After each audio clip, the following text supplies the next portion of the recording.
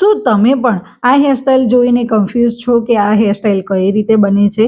તો don't worry, હું છું ને. ચાલો આજે હું તમને આ બ્રેડ હેરસ્ટાઈલ બનાવતા શીખવાડું.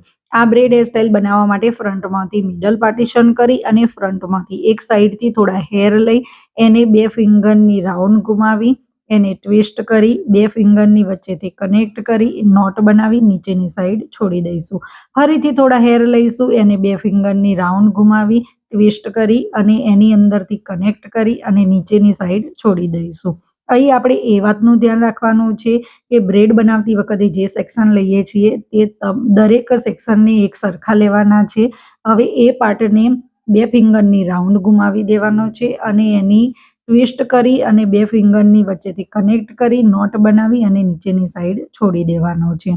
હવે જે બ્રેડ બનાવતી વખતે જે સેક્શનને નીચેની સાઈડ છોડ્યા છે એ દરેક સેક્શનને એક સાથે લઈ અને પાછળની સાઈડ એટલે કે ક્રાઉન એરિયામાં રબર બેન્ડથી ટાઈ કરી દઈશું, જેથી કરીને આપણને એક અલગ લુક મળી જાય.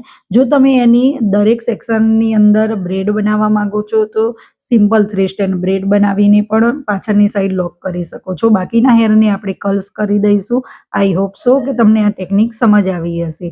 બાય બાય, જય શ્રી કૃષ્ણ.